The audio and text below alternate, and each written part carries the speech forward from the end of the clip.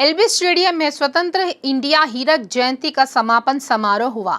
Warsi brothers के गायन से सभी मंत्रमुग्ध हो गए। जाने माने कवि, गायक और लेखक देशपति श्रीनिवास ने सभा को सूचित किया कि उन्हें कव्वाली का आनंद ऐसे लेना चाहिए जैसे वे ईरानी चाय में बना मस्कती खा रहे हो।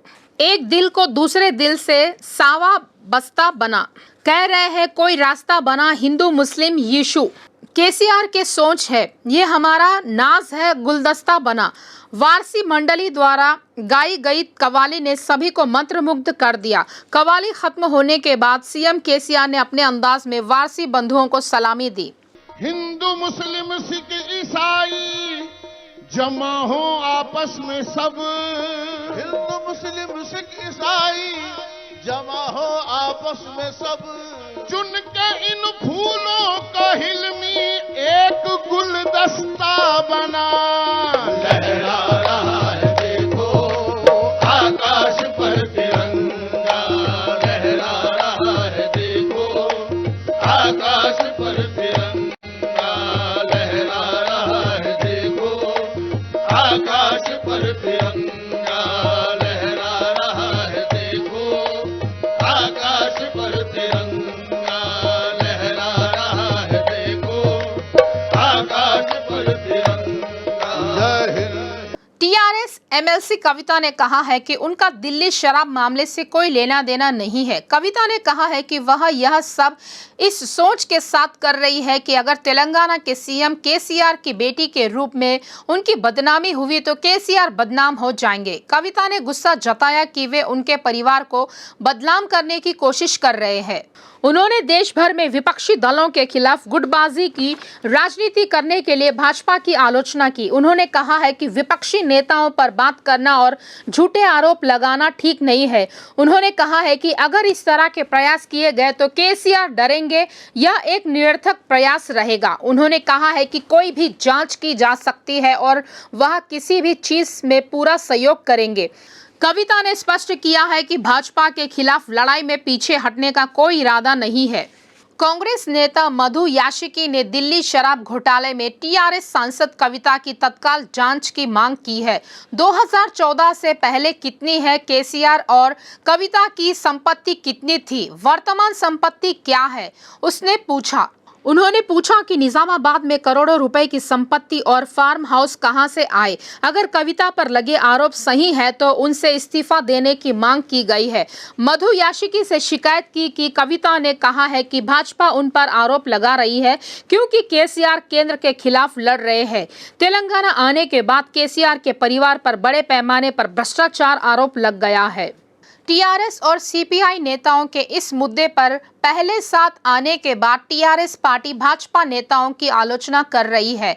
हाल ही में नारायण ने अमित शाह से मुनुगोडु और हैदराबाद के दौरे की आलोचना की थी। गृह मंत्री बड़ा अपराधी है, उसने एक मामले में 12 गवाहों और वकीलों को मार डाला। ऐसा अपराधी दुर्भाग्य से हमारा गृह मंत्री बन गया है। प्रदेश के भाजपा नेताओं को संबोधित करते हुए उन्होंने कहा है कि आप चप्पल पहनकर चपरासी का काम कर रहे हैं।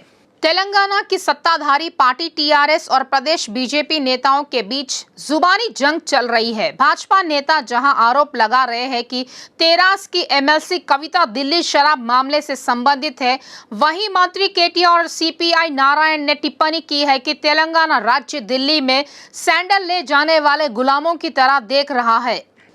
इस विवाद पर तेलंगाना बीजेपी अध्यक्ष बंडी संजय ने जवाब दिया। बंडी संजय को यह जवाब देने का प्रयास करने की आवश्यकता है कि तेलंगाना के लोग दिल्ली शराब माफिया में शामिल परिवार के सदस्यों की भटकाव की राजनीति देख रहे हैं। बंडी संजय ने आलोचना की है कि केसीआर के परिवार को जरूरत पड़ने पर अपने पैर पड़ने और जरूरत न होने पर पैर खींचने की शिक्षा दी गई है। केंद्रीय गृह मंत्री अमित शाह और अभिनेता एनटीआर की मुलाकात पर कई नेता अलग अलग प्रतिक्रिया दे रहे हैं। वे एक और राजनीति करने के लिए टिप्पणी कर रहे हैं। इस पर केंद्रीय मंत्री किशन रेड्डी ने जवाब दिया। अमित शाह और जूनियर एनटीआर की बैठक को लेकर कई अटकलें लगाई जा रही है। किशन रेड्डी ने कहा है कि केंद्रीय गृह मंत्री अमित शाह की अभिनेता एनटीआर के साथ बैठक का कोई राजनीतिक महत्व नहीं है। पता चला है कि चर्चा सिर्फ फिल्मों को लेकर थी। किशन रेड्डी ने कहा है कि एनटीआर से पूछने के बाद उन्हें और पता चला है। किशन रेड्डी ने कहा है कि वह वाईसीपी नेता कोडाली नानी की इस टिप्पणी का जवाब नहीं देंगे कि इस बैठक में राजनीतिक प्राथमिकता है। भाजपा नेता पूर्व सांसद विवेक वेंकट स्वामी ने कहा है कि सीएम केसीआर ने वादों को पूरा किए बिना झूठा प्रचार करके लोगों को धोखा देने के लिए झूठ का सहारा लिया है। इससे पहले विधानसभा में सीएम केसीआर ने शिकायत की थी कि उनका स्तर गिर गया है। भाजपा नेता पूर्व सांसद विवेक वेंकट स्वामी ने कहा है कि सीएम केसीआर ने वादों को पूरा किए बिना झूठा प्रचार करके लोगों को धोखा देने के लिए झूठ का सहारा लिया है। इससे पहले विधानसभा में सीएम केसीआर ने शिकायत की थी कि उनका स्तर गिर गया है। अंबरपेट में नारायण कॉलेज के सामने भाजपा महिला मोर्चा के नेताओं ने विरोध प्रदर्शन किया। प्रदेश अध्यक्ष गीता मूर्ति ने अधिक फीस वसूलने वाले नारायण कॉलेज के प्रबंधन के खिलाफ कार्रवाई की मांग की है। नारायण कॉलेज द्वारा उच्च फीस वसूलने का आरोप लगाते हुए आत्महत्या करने वाले छात्र संघ नेता की स्थिति के बारे में खुलकर बात करने की मांग की गई। गीता मूर्ति ने चेतावनी दी है कि अगर फीस के मुद्दे पर नारायण कॉलेज का मालिक कोई अहम फैसला नहीं करता है तो महिला मोर्चा के नेतृत्व में बड़े पैमाने पर आंदोलन किया जाएगा। कुतबुल्लापुर निर्वाचन क्षेत्र के 129वें संभाग के सुराराम में कई युवा कांग्रेस पार्टी में शामिल हो गए हैं। युवाओं ने दावा किया है कि वे रेवंत रेड्डी के भाषणों से आकर्षित होकर पार्टी में शामिल हो रहे हैं, जो केंद्र राज्य सरकारों की विफलताओं को उजागर करता है। संजय ने कहा है कि सही नेता होने पर ही सरकारों की असमानताओं का सामना करना चाहिए और फिर आम आदमी को न्याय मिलेगा। कांग्रेस नेता कोलन हनुमंतु रेड्डी की मौजूदगी में कांग्रेस पार्टी के दसियों लोगों ने कांग्रेस में शामिल हो गए। उस्मानिया विश्वविद्यालय के E2 छात्रावास में छात्रों को गुणवत्तापूर्ण भोजन नहीं मिल रहा है और वे आर्ट्स कॉलेज रोड पर धरना दे रहे हैं। छात्रों द्वारा भोजन को लेकर केयर टेकर से पूछताछ के बाद OUPS में मामले दर्ज किए गए। छात्रावास में गुणवत्तापूर्ण शिक्षा नहीं देने पर छात्रों ने केयर टेकर से सवाल किया। छात्रों का आरोप है कि पिछले 2 दिनों से मेस बंद है। उन्होंने मांग की है कि जिस कार्यवाहक ने हमारे खिलाफ मामला दर्ज किया है उसे नौकरी से निकाल दिया जाए। उन्होंने कहा है कि वे हमें गुणवत्तापूर्ण भोजन और आवास प्रदान करें और मेस में पानी का फिल्टर लगाए। ABVP के राज्य सचिव प्रवीण रेड्डी ने कहा है कि वे सरकार के रवैये के विरोध में कल अंतर शिक्षण संस्थानों के बंद का आह्वान किया है। नारायणगुड़े में श्री चैतन्य जूनियर कॉलेज के सामने धरना देने वाले ABVC नेताओं ने कहा है कि सरकार कॉरपोरेट शिक्षण संस्थानों को नियंत्रित करने में विफल रही है। कल अंतर शिक्षण संस्थानों के बंद का आह्वान किया है।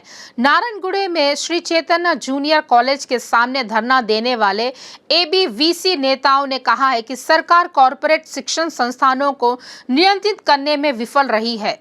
कुक्कड़पल्ली में JNTU में तनाव है। VV के छात्रों ने विरोध किया। पुलिस और छात्रों के बीच हाथापाई हो गई। पिछले सेमेस्टर के रिजल्ट में लगाए गए क्रेडिट डिटेशन और ग्रेस मार्क्स को वापस लेने के फैसले के बाद छात्रों ने VV के मुख्य द्वार के सामने धरना दिया। NSUI छात्र संघ के नेताओं ने उनका समर्थन किया। इस धरने में पुलिस और छात्रों के बीच हाथापाई हो गई। आंदोलन शांत होने पर पुलिस ने छात्रों पर लाठीचार्ज किया।